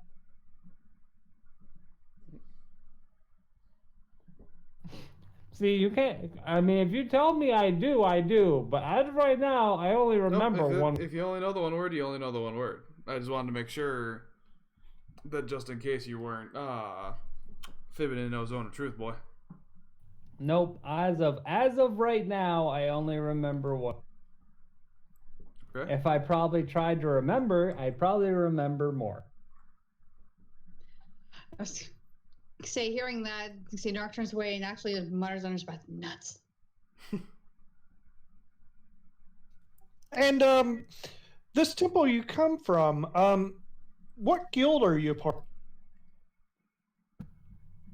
Guild? You know, like I'm part of the Lawyers Guild, and Arcris over there is part of the Merchants Guild, and you know our little gnomish friend here is part of a special family, and you know worships a certain deity. What exactly are you for? Are you asking what order I'm a part of? Because I don't understand your word guild. Order, Yeah, that'll work. I am from the shit. I can't remember my own order. I'm from the Children of the Passive Voice. And what are their tenets? Tenants? Teachings. Oh. We don't have any. We guard places that do teaching. You're having a lot of fun with your magic, I can tell, sir. Anything else? What are you hiding on you right now? Me? I myself am hiding nothing on me. Nothing in your possessions? Nothing in my possessions currently, no. You do have that one thing you're hiding. But I'm not hiding it. You are technically. I am not. He's the one who's casting the spell. I am hiding nothing. It is in plain sight to me. Oh, okay. I thought you had it under your robes for the longest time. No, because nobody else can see it. Oh, Hazen, that reminds me. I didn't do this before because somebody, wasn't here. Can I cast Detect Magic and look right to Jay? You absolutely can. And look deep. All right. So you look at Jay, you see his own magic. You see the magic that comes from the wand. But other than that, I don't believe there's anything else magical on Jay. Besides just himself and his wand. Well, I mean, his instruments would give off magic being his focus, but... I'm gonna look back towards Dagario and see if what he found might have, anything.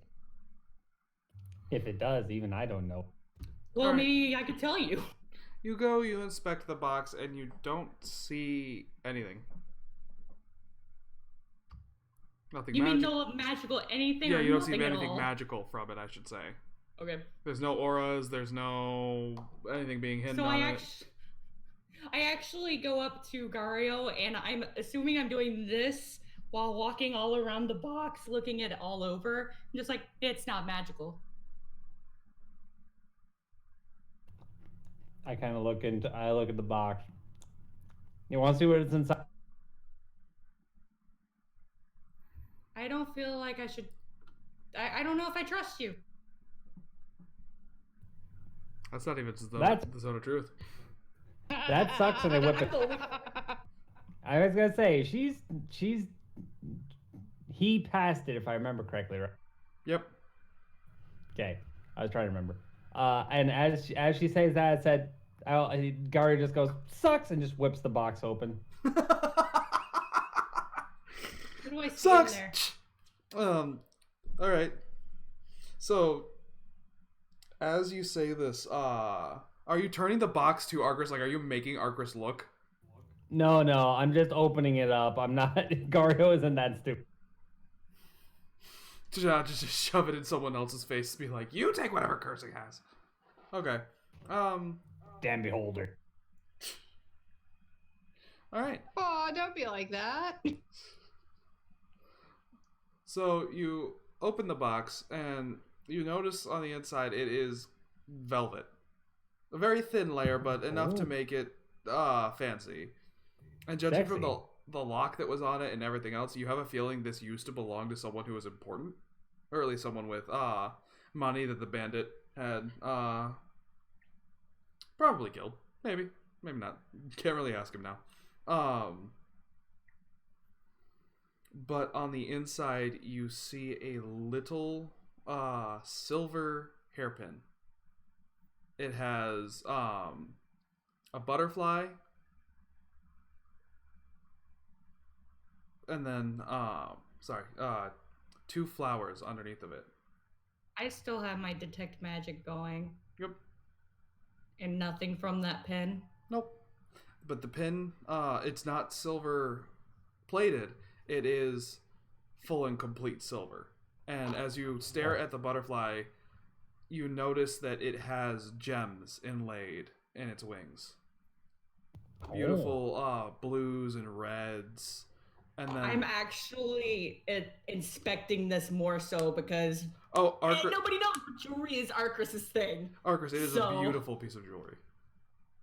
Wow, you extremely lucked out with this piece. I don't think I've seen a piece this beautiful in a long ass time. Oh my gosh, it's all silver and look at all the gems. So, my am I to God, take Marcus it is that really- she's basically drooling over this?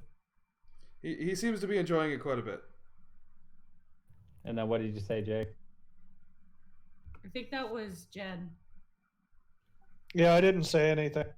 Okay, I thought I heard you speak. Sorry. So this barrette type hairpin type thing. Is it like an insignia, or am I literally, with my little bit of knowledge, am I just assuming that this is a piece of jewelry? The butterfly and the two flowers underneath, which seem to be lilies, there could be significance to it, but none that you know. If Okay, it's, roll like, say, a history. housemark or so. But limited knowledge, would I infer that, like,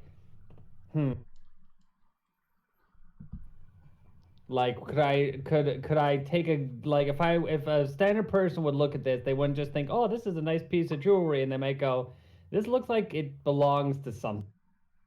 It seems highly personalized. You haven't picked it up and examined it yet, I don't believe. No. Gario wouldn't actually do that. I'm going to. Okay, wait. I'll RP. Hey, Truth Boy. Since you're the person who knows all this whole guild crap that you keep talking about, does this look like anything to you? And hairpin merchant lady, since you seem to like all this stuff, can you look over it and just, assess its value and see if there's anything marking or special about it?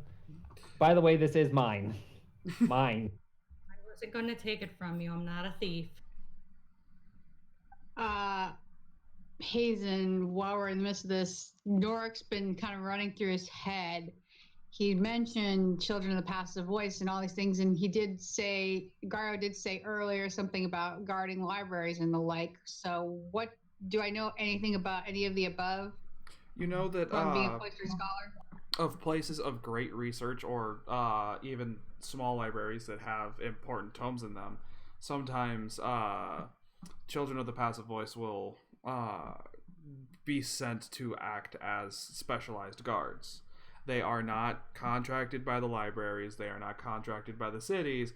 They just simply show up, tell the librarian who they are, what they're doing, and basically let them know that security is out of their hands now. Would the one I would have come from have had one?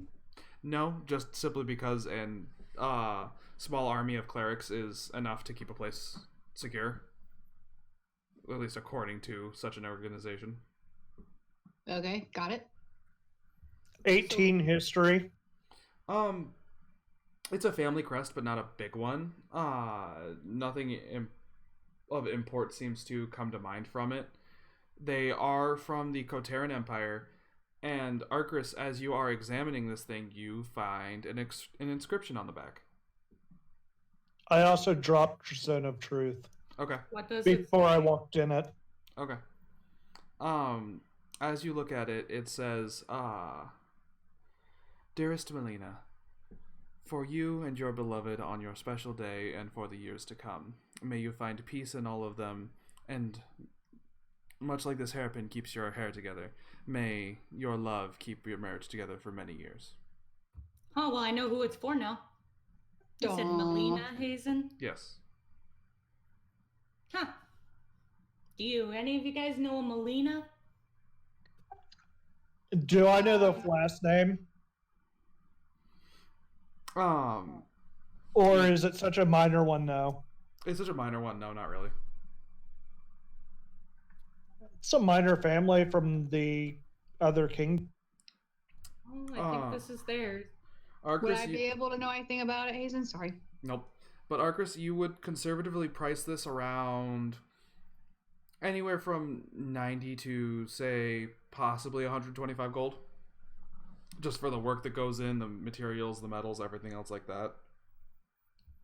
Now, Gario, if you want me to be truthful, it just depends where you go. But with all this good detail and everything, the gems, you could probably get 90 to what, 120? 125. 125 for it, gold pieces.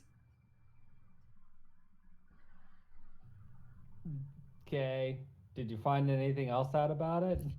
Oh yeah, it belongs to somebody by Melina. And it was being kept by the bandit leader. Well, let's just say if bandits do what we think bandits do, they probably took it. Or worse, and I'm not happy about it. Gario just kind of like takes the bread, puts it back in the box, closes the box, and sets it in his backpack, and just looks a little ruggedly angry. Now, Very, very angry. with all three of you poring over this thing, you do notice there is no lack of struggle, or there is no evidence of struggle, blood, trauma, or anything else on this box. The box seems to be pristine. The lock wasn't even really scratched at. I mean, the box is in good condition, though. If you look over the box, you can see that it wasn't manhandled. Do I see a maker's mark on the box? You do? Do I know anything about that or no? It's part of a jeweler's guild out of the Kotaran Empire.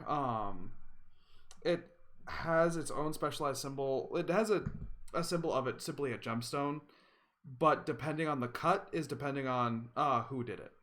And this one has an emerald cut. It seems to be emerald, but so much a box can really tell you about it. I just point that out and then go back to my card. This whole time, Nork's just been kind of staring up at Gario with this kind of like half puzzled look.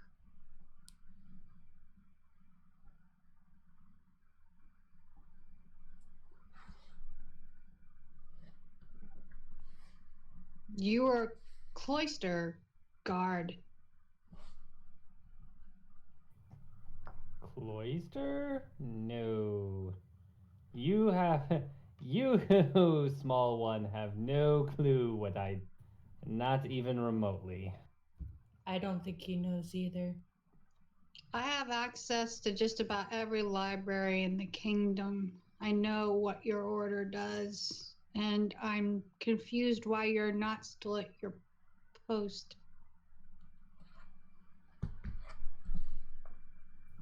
We shall save that story for another time.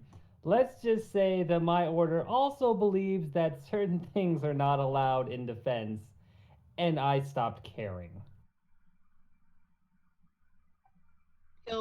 He's still kind of confused, but he'll give a good nod, and he'll turn and he'll head back to get on Dante. Okay. All right. Anything else anybody wants to do in this area? Ready to go. Okay. Same. All right then. The party starts to move on again with a new treasure in tow. It takes a few hours before it gets time to rest and set up camp. Our watch is being done, and Arcris, what's for dinner? Do I have anything meat-like?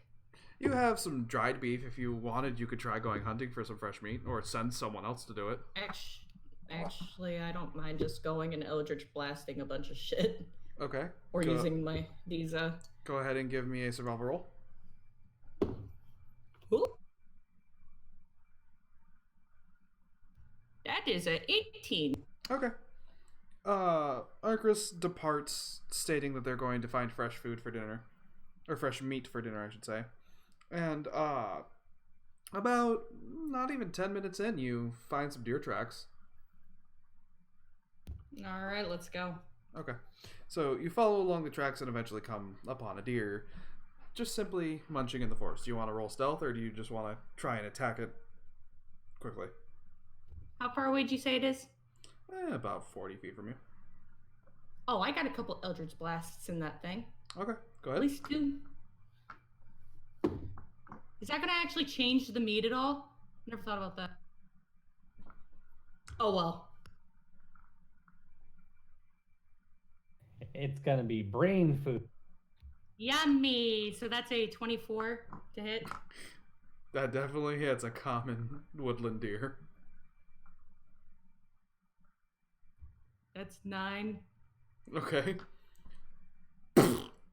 Half the deer explodes, leaving the back half. Hold on, I'm going to roll to see just how bad it is. Evens or odds? Arcris. Odds are against me. You're lucky, the stomach is intact, so bile had not gotten all over the meat. Is it enough to cook with? Oh, there's enough to cook with. You just have to cut the pieces that you can actually use that haven't been blown away. Yeah, I'm just gonna take the pieces I need. Okay. Arcris refuses. And Returns with a few chunks of meat under arm.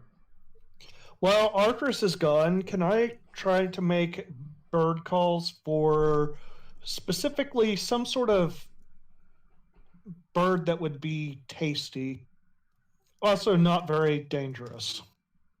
Sure. Rolled a sleight of hand.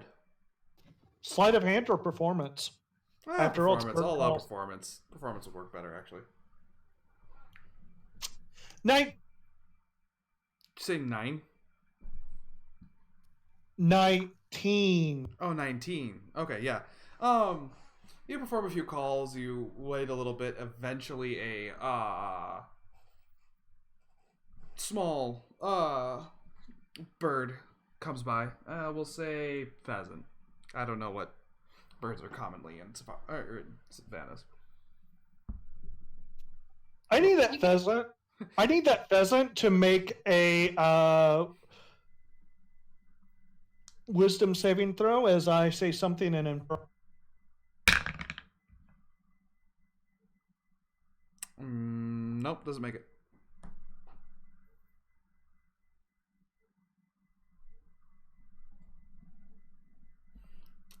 I'm really guessing that you're going to do more than 1 point of damage, or equal to 1 point of damage. Yes, I do too. Yeah. So the bird just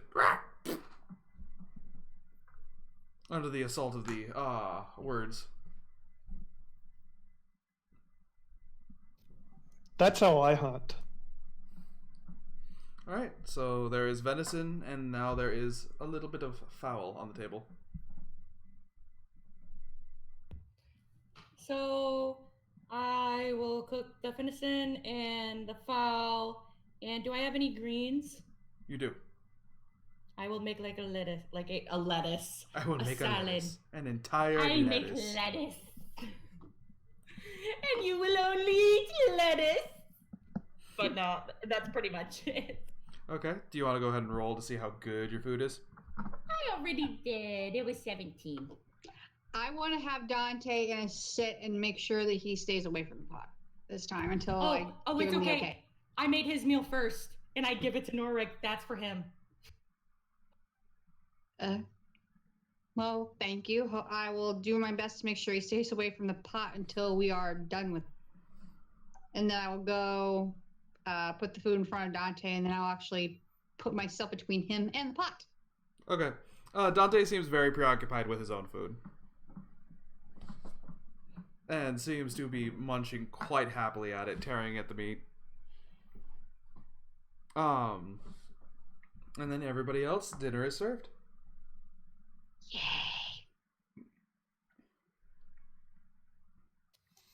I think the bear has just trained you.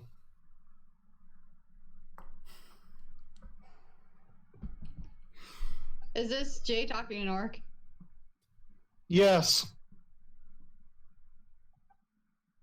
I wouldn't know. Never really had any pets. What is with you, merchant, and calling it a bear? 'Tis a panda. I didn't say it. Isn't he a merchant too? No, I think he's a lawyer. Jay is a lawyer. Oh, pardon. You accusing me of all this shit. Fine, I yell at the lawyer about calling it a bear when it's a. It actually sounds a lot worse when you put it that way. Yeah, really. I'm sorry. I've always heard that they're a form of bear. You know what? Fine. Sure. If I remember my lore correctly, I think they're more related to what were those type things? And he's kind of racks his brain as he waits for his food to come. I can say, and I'll look over at Gario. I'm like, they're more like the long-tailed ones that hopped, aren't they? The hell are you talking about, Halfling? Lemur? He's trying to remember what the fuck a kangaroo is. I also want to point out, just for my own belief, I want to think that Gario doesn't believe in bears. Like, pandas aren't bears. Like, It's a panda. yeah. Everybody knows Goldilocks was one of the greatest mythos in the world. It had not one but three bears in the same place.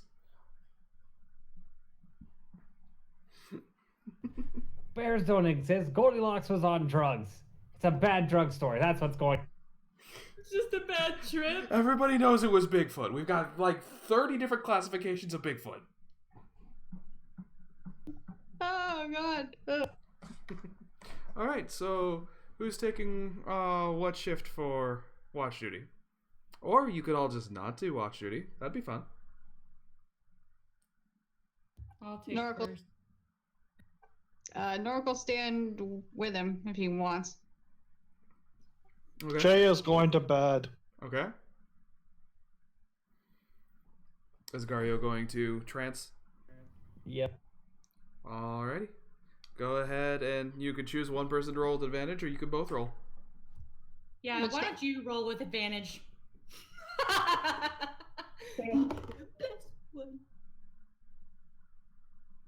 I do want to point out, like, we never thought in Despair to do double shifts, like, for watches. We always were like, nope, one person at a time. That's the best way to do it.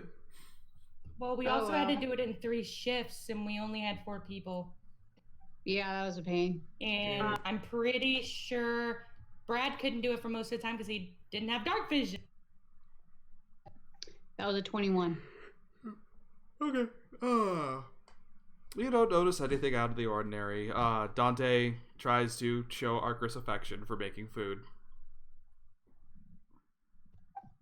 Dante, leave it. No, he's trying to go after Arcris, not the food itself. Oh, I know. Why am I in it? It's Well, the same thing you tell a dog. Say it's like meta. It's the same thing you tell dogs, no matter what they're trying to shoot. as Arcris, as Dante's patting over to Arcris, he just lowers his head while looking up at the merchant. He's kind I- of giving like I a think sad he's face. asking you to be affectionate. Maybe pat him. I don't wanna. I don't know what he'll do. I don't wanna. No. And Arcus just starts going, like, taking off his apron, like, I don't like this idea. Once they get close, that's when everything goes bad. Well, he's not going to hurt you at least, right? Until they get scared. Then it's No, true instincts. Norik will nod his head to the side. It's like, he can't refute that. Well, at the moment he won't. I'm fairly certain now, but he seems like he's... Well, it seems like he's at least trying to be nice. It will take a long time before I think I'll ever be okay touching an animal. He'll go over and he'll tap, like Dante on the side of the rump until he at least turns around and he'll just say, "Come on, Dante, let's leave him be for now." Dante turns and leaves.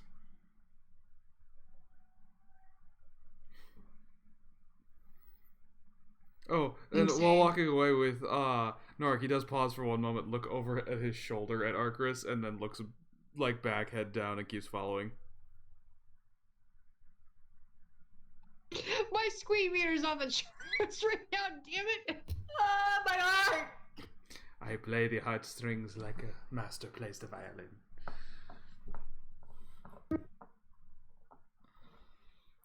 Alright, but besides that, and a few broken hearts, nobody gets hurt during the watch, and it is time to switch over. To my tent. Okay. Gario, you do wake up. Okay, I was like, if somebody actually gonna wake me up? Wonderfully alive, not stabbed, burned, kidnapped, or enslaved in any way. So far. Oh, that's good. I'm saying Nark will look over him, shrug, and he's like, nothing really this time. And he'll just go over and sit next to Dante and get in his bedroll.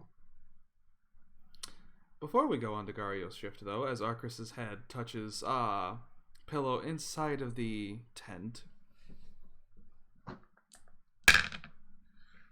Arcris, you wake up in a very familiar place. It is a dungeon of sorts, a room littered with all kinds of gold, gemstones.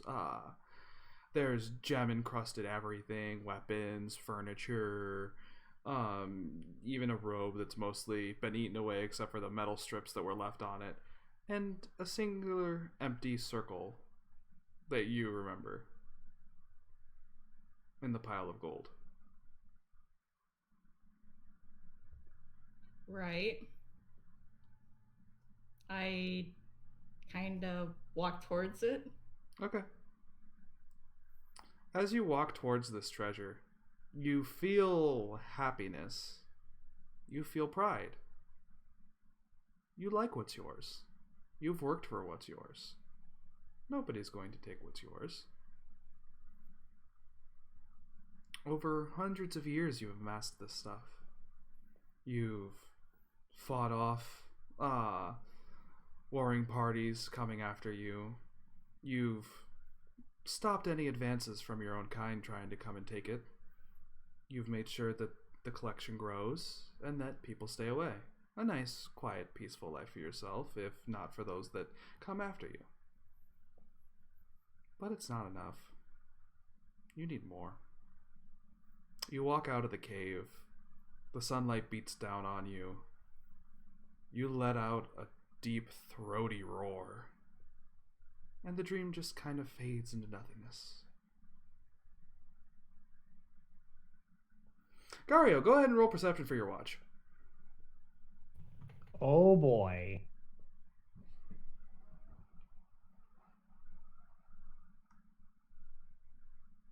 Well, we might all die. 12. Alright. At least you're being honest. You don't For notice once. anything wrong. I don't notice anything wrong. You don't? Right. Okay. Well, your watch goes pretty much uninterrupted. The only thing that really happens is an animal dashes through camp trying to escape a predator. The predator stops at the edge of camp and tries to go around. Just simply obviously not wanting to bother you, but wanting to get its meal. Okay. And the sun rises. And the birds that are around that haven't been vicious mockery to death start singing.